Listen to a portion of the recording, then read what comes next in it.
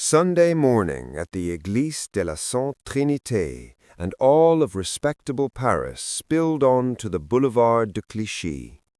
Mass had ended, and the faithful emerged, wrapped in furs against the winter cold, their breath visible in the crisp air.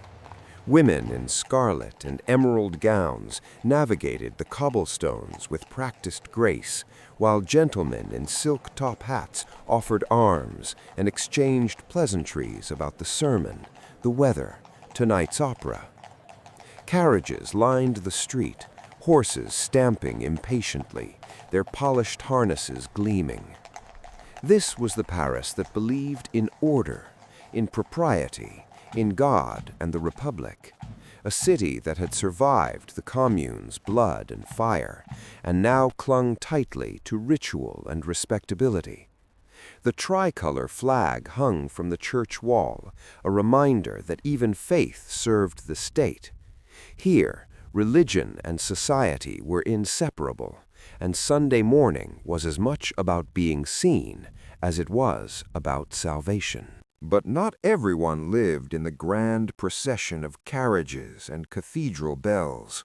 On quieter streets, in the forgotten arrondissements, life moved to a different tempo. Here stood a woman, alone, dressed in mourning black or simply the somber tones of economy, waiting on a corner where few passed by. Perhaps she waited for a lover who would not come, or a position that had been promised, or simply for the courage to face another week. The silence of these streets was heavy, broken only by the distant rattle of a cart or the echo of footsteps that never drew near. This was the other Paris, the one Béraud captured in quiet moments, the city of small disappointments and private endurance, where women stood on empty corners and wondered if anyone would notice if they disappeared entirely. The Weight, he called this painting, and in those two words lay the entire weight of loneliness in a city of millions. The Palais Garnier rose like a wedding cake made of marble and gold, its dome crowned with classical sculptures that watched over the Place de l'Opéra. Here, Paris performed for itself. Couples promenaded arm in arm, pausing to greet acquaintances, to admire a new carriage, a fashionable gown. The square was a stage, and everyone an actor, playing their part in the great spectacle of Parisian life. Some came for Verdi or Wagner, but many came simply to be seen, to prove they belonged to this world of velvet and champagne, of boxes and intermissions. The opera was where fortunes were displayed and alliances formed, where courtesans caught the eyes of bankers and wives pretended not to notice. As twilight fell and the gas lamps flickered to life, the square transformed into something magical, a blur of silk and horses, of light and shadow, and for a moment even the cynical could believe that Paris truly was the center of civilization. If the opera was where Paris wore its most respectable face, the Café Concert was where it let its hair down and kicked up its heels. Inside the Café de Paris, the air was thick with cigar smoke, champagne, and the heat of bodies pressed close. International flags draped from the ceiling, a reminder that Paris belonged to the world, and the world came to Paris for this, for the thrill of the can-can. White petticoats flew like wings as dancers kicked higher, faster, their black-stockinged legs scissoring through the air with an abandon that scandalized the provinces and delighted everyone else. Men leaned forward in their seats, cigars clenched between teeth, eyes bright. Women laughed behind their fans, knowing precisely what they were witnessing. This was Paris as pleasure capital, where restraint was checked at the door and the night promised everything. Here champagne flowed like water, Fortunes were won and lost at cards in back rooms, and dancers who started the night poor might end it in a banker's carriage. The Belle Époque earned its name in places like this. Beautiful, yes, but also reckless and excessive. A party that would end in 1914. But tonight, no one wanted to think about that. But not every cafe was loud with can-can and celebration. Some were quiet, dim, almost confessional. The absinthe cafes of Montmartre and the Latin Quarter drew a different crowd.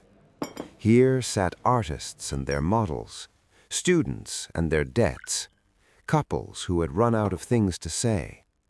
The woman at the table wore elegance like armor, her hat precisely angled, her posture perfect, but her eyes betrayed her. She stared at nothing, at the green fairy in her glass, at the years that had somehow led her here. The man behind her was absorbed in his own glass, his own silence. They shared the table, but nothing else. Absinthe was called the muse of poets, but it was also the consolation of the desperate. The drink that made Verlaine write and Toulouse-Lautrec forget. In these quiet cafes, with their red velvet and mahogany, Paris revealed what it usually kept hidden: the loneliness, the disappointment, the price of living in the most beautiful city in the world, when beauty was all you had, and even that was fading. Winter in Paris was unforgiving, especially on the vast open spaces like the Place de la Concorde, where the wind swept across the square without mercy. Yet the woman crossing it seemed untouched by the cold, wrapped in her furs, a small white package clutched in her gloved hand. Perhaps a gift, perhaps nothing, but held with the care of someone who had learned that small things matter when larger things have disappointed. Behind her, the obelisk rose through the mist, and the fountain sculptures stood frozen.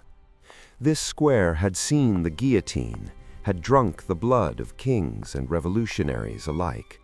Marie Antoinette died here, Louis XVI, Robespierre, thousands of others.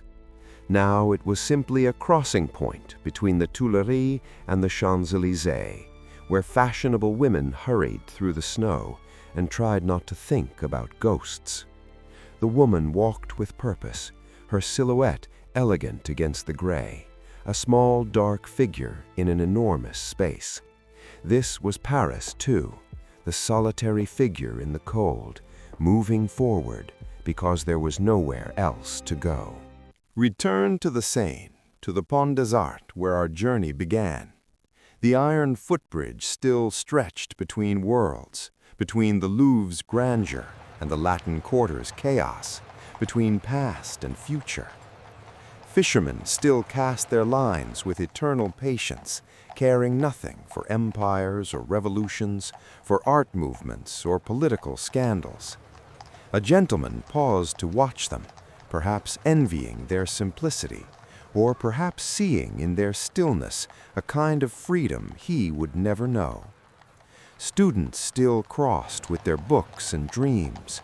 Lovers still stopped midway to steal a kiss. Above it all, the dome of the Institut rose, temple to learning, to art, to the life of the mind. Paris between 1870 and 1920 was a city of extremes, of great wealth and desperate poverty, of artistic innovation and rigid tradition, of wild pleasure and quiet desperation. It was the Belle Époque, yes, but beautiful for whom and at what cost?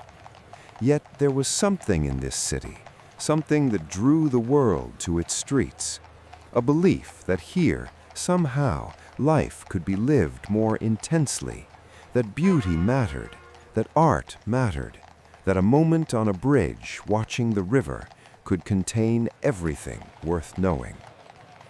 I hope you enjoyed your tour of Belle Époque Paris. Thank you for watching, and please subscribe for future journeys through history.